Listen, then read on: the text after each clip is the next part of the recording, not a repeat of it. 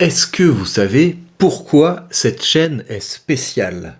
Mais oui, c'est grâce à vous, c'est parce que vous êtes là que cette chaîne est spéciale. Et quand je dis ça, en fait, je rigole pas, parce que un de mes objectifs sur cette chaîne, et vous le voyez, c'est de vous solliciter un maximum. C'est de solliciter votre avis, que vous soyez actif dans les sondages, que vous soyez actif pour justifier vos décisions d'investissement quand je vous demande, quand je vous demande un jugement sur un actif, quand je vous demande de justifier pourquoi est-ce qu'il faut acheter telle action plutôt que telle autre. Tout ceci est très important pour moi. Et évidemment, j'ai envie que vous partagiez aussi votre expérience d'investisseur, parce que c'est comme ça qu'on va pouvoir faire marcher l'intelligence collective. Et ce soir, ça va être un grand moment dans l'univers des cryptos, comme on dit, dans l'écosystème des cryptos, parce qu'enfin nous allons savoir qui est le plus fort entre le Bitcoin et l'Ethereum. Alors, l'Ethereum, c'est pas mal ça, c'est pas mal comme blague ça, l'Ethereum. Mais pour que vous compreniez... Mais pour que vous compreniez pourquoi le jugement du sondage que j'ai lancé sur le Bitcoin contre l'Ethereum a du poids, pourquoi est-ce que c'est important, je voudrais que vous écoutiez avec moi un extrait d'une vidéo de l'excellent Xavier Delmas. Allez voir les chaînes sur la bourse de Xavier Delmas, c'est vraiment très bien sur la chaîne Zone Bourse. Et en fait, il a fait une vidéo sur l'intelligence des foules, où il parle de l'expérience de Francis Galton, et je vais vous laisser voir ce qu'il dit. Mais en tout cas, la conclusion de cette expérience, c'est que quand on demande l'avis à une foule, en général, l'avis de cette foule est proche de la vérité. Et donc, la réponse à notre sondage, est-ce qu'il faut acheter du Bitcoin ou de l'Ethereum? Eh bien, c'est à peu près sûr que votre réponse est la bonne réponse. Donc là, vous commencez à avoir envie de connaître la réponse, mais d'abord, on écoute ce passage de la vidéo de Xavier Delmas. C'est parti. Au bétail, où il a été demandé aux participants de deviner le poids d'un bœuf pour gagner une récompense. Galton a récupéré tous les tickets, un peu moins de 800 tickets, 800 paris en fait, pour voir un petit peu ce que les gens avaient mis.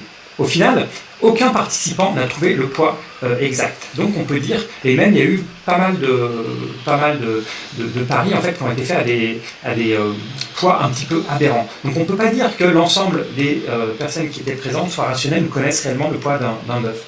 Mais ce qui est réellement incroyable, c'est que quand Galton a fait la médiane des réponses, donc quand il a regardé le chiffre qui partage en fait en deux groupes, 50% mis au-dessus et 50% mis en dessous, il est tombé sur un poids de 1197 livres.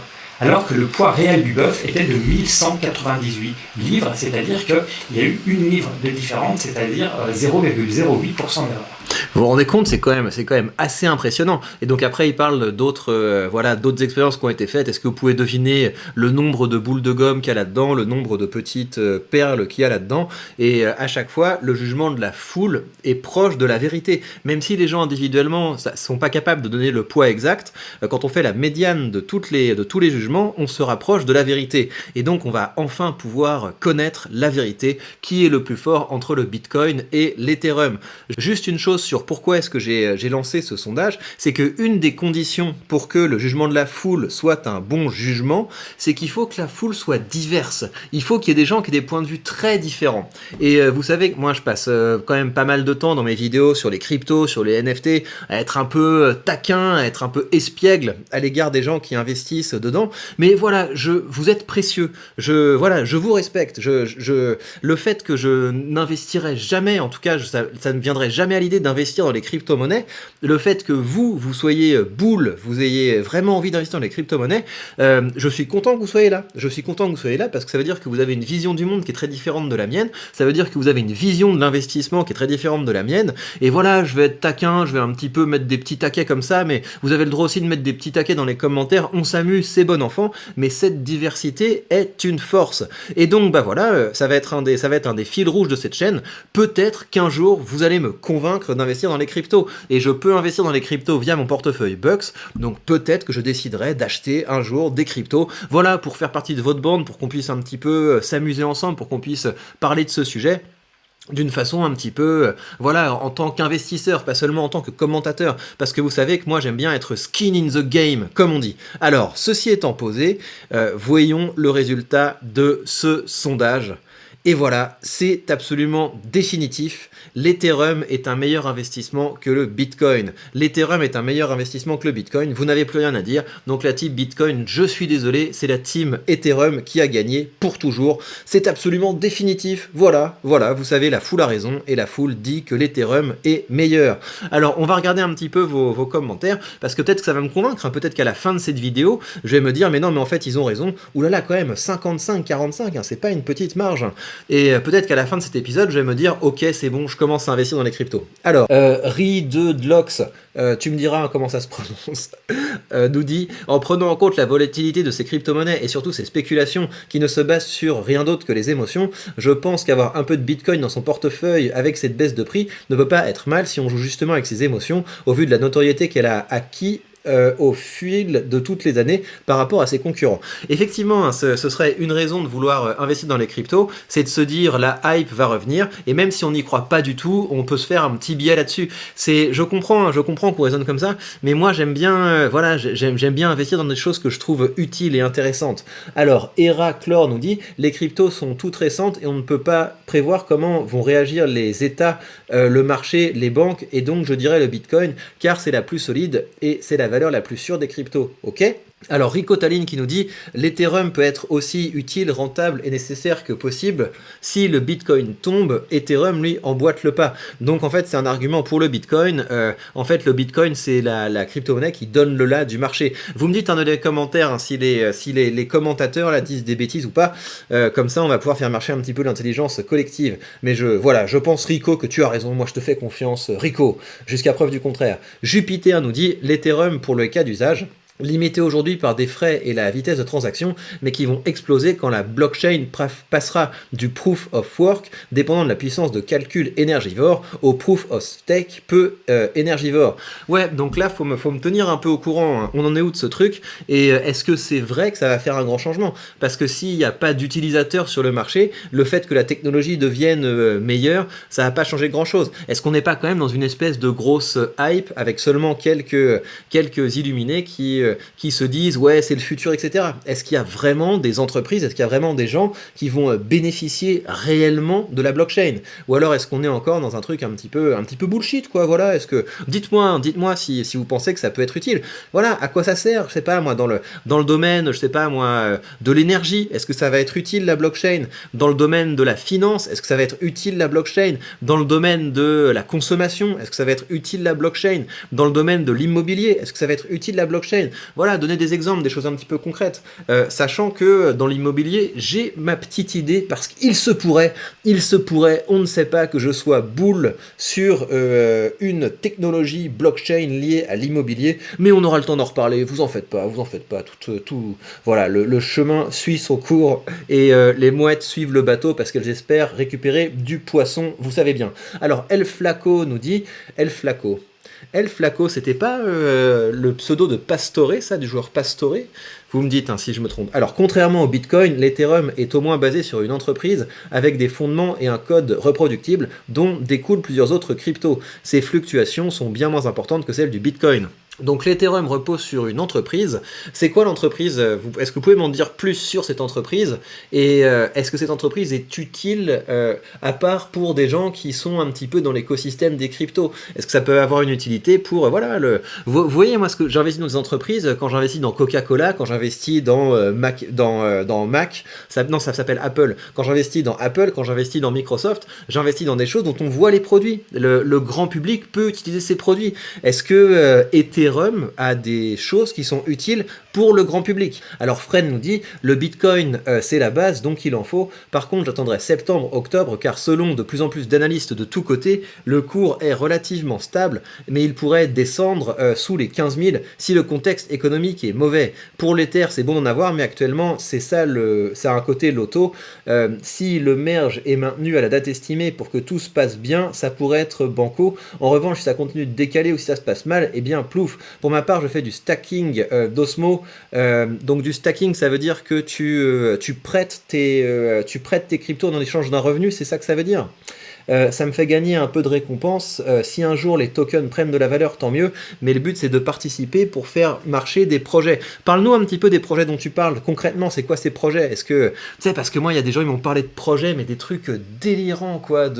T'achètes des fausses chaussures dans un jeu et après tu marches et ça fait gagner des points à tes chaussures. Enfin, des trucs, c'est délirant. Ça, c'était lié avec la crypto-monnaie Solana. J'imagine que ce projet s'est complètement craché, mais est-ce que vous avez des vrais trucs? Des trucs qui sont pas collection de cartes de singes et voilà, parlez-moi de trucs qui sont un peu concrètes, quoi, les gars.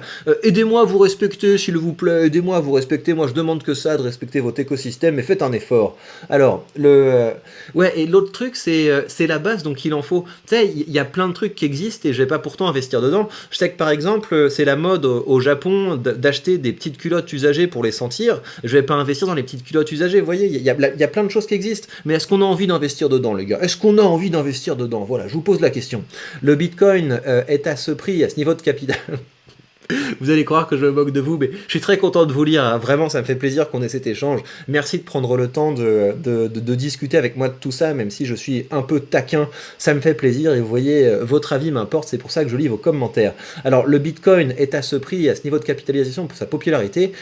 S'il n'a aucune mise à jour, aucune évolution et ne répond clairement pas aux enjeux économiques du futur comme le fait Ethereum. D'accord, donc toi, tu es plus boule sur l'Ethereum. Désolé, hein, j'ai à peu près dit n'importe quoi en te lisant, mais c'est comme ça, il est tard aussi. Aucun des deux construisons notre portefeuille d'actions. Tiens, je te mets un like, toi. Ah, je t'avais déjà mis un like, donc je te mets un cœur. Regarde, toi, t'es un vrai, toi. Alors, le Bitcoin, car je vais vous mettre des cœurs à tous, en fait. Voilà, tout le monde son petit cœur, tout le monde son petit cœur. Je crois qu'on est bon. Voilà, toi aussi, prends un petit cœur, toi aussi, voilà, on est bien. Alors, on se lit encore quelques petits commentaires. Je dirais aucun des deux, mais s'il fallait choisir, alors autant prendre le Bitcoin, car c'est la crypto-monnaie centrale. Si le Bitcoin baisse, toutes les autres Bitcoins, toutes les autres monnaies baissent. Alors, enfin, je pense qu'investir dans une crypto-monnaie qui n'est pas le Bitcoin, c'est prendre un double risque. La perte de confiance dans les cryptos en général, plus la perte de confiance dans cette crypto plus précisément, ça se tient. D'un point de vue technique, l'Ethereum est beaucoup plus intéressant cependant, mais dans le monde des cryptos, ça n'a aucune importance puisque c'est 100% de la spéculation. Mais oui, voilà, tu as raison. En plus, t'as un nom que j'aime bien, la capitaliste. Voilà, capitaliste, on est des capitalistes, voilà. Nous sommes le dernier bastion face au communisme et c'est bien, on se bat, on est là. On va submerger par de l'argent, la bienveillance et l'intelligence les hordes de rouges, le couteau entre les dents. C'est le soir, ça va, on a le droit de rigoler. On a le droit de rigoler, les amis. Alors, Mathéo qui nous dit « Je ne vois pas le Dogecoin parmi les propositions, ça doit être une erreur. Monsieur Musk a dit que ça allait sur la Lune. » Mais oui, bien sûr. Mais voilà, c'était une blague. Et Bitcoin et Ethereum, je pourrais, dans une réalité parallèle, peut-être investir dans... Mais honnêtement, moi, si je devais investir, je choisirais le Bitcoin. Hein. Je n'ai pas assez d'intérêt pour les cryptos pour choisir l'Ethereum, même si, voilà, peut-être que c'est plus utile, etc. Quitte à spéculer, autant prendre effectivement le plus gros qui pourrait remonter. S'il passe sous les 5 $, peut-être que je déciderai de mettre une petite pièce dessus. Alors, Bitcoin est un système de paiement décentralisé, robuste, sécurisé, rapide, encore plus depuis que le Lightning existe. C'est génial, c'est vraiment le futur. Le but du protocole Bitcoin repose uniquement sur le transfert de valeur dans une monnaie confiance. Investir dans le Bitcoin, c'est parier sur une nouvelle monnaie confiance. Mais quelle idée d'investir dans des monnaies, les gars. Vraiment, j'ai du mal. Et un outil de débancarisation. Ethereum est un protocole décentralisé permettant de faire fonctionner des applications. L'objectif recherché par Ethereum est très différent de celui du Bitcoin, car on ne cherche pas à transformer de la valeur, mais de l'information. C'est intéressant, vous me direz si c'est vrai. Alors, Ethereum n'est pas vraiment un concurrent au Bitcoin, il ne cherche pas à faire la même chose. Investir dans Ethereum, c'est parier sur un protocole d'échange d'informations décentralisé. Il faut donc le comparer à des protocoles similaires comme Solana, ou se poser la question de la pertinence des applications décentralisées, effectivement. J'ai des deux, mais quitte à choisir, je prendrais Bitcoin, car Ethereum pourrait plus facilement être remplacé par une meilleure technologie. Ça se tient, ce serait également un peu mon raisonnement. Bah voilà, vous avez vu qu'on a réussi à se faire une vidéo crypto, sans être trop taquin, sans trop faire les malins, mais voilà. En tout cas, ça m'a fait plaisir de vous lire, et je vous dis, là pour le moment, je suis pas encore convaincu, parce que regardez comme il est beau mon portefeuille. Regardez, moi ce qui m'intéresse, c'est ça, vous voyez, c'est ce portefeuille-là. Moi j'aime bien investir dans des vraies boîtes, vous voyez, j'aime bien investir dans du Apple, dans du Microsoft, dans du Google, dans tout un tas de boîtes dans le domaine de la finance, dans le domaine de l'immobilier, parce que je comprends ce que c'est, et je pense que c'est la base pour bien investir. c'est d'investir dans des choses qu'on comprend. Et peut-être qu'il y a une poignée d'entre vous qui comprenez ce que vous faites quand vous investissez dans les cryptos. J'imagine que si vous êtes encore investi en crypto aujourd'hui, malgré tout ce qui s'est passé, c'est que vous avez des convictions fortes, mais je pense qu'il y a quand même beaucoup de gens qui investissent dans les cryptos simplement en se disant t'inquiète, un jour ça va monter, et ça c'est pas suffisant les gars, c'est pas suffisant pour investir, donc j'espère que vous savez ce que vous faites.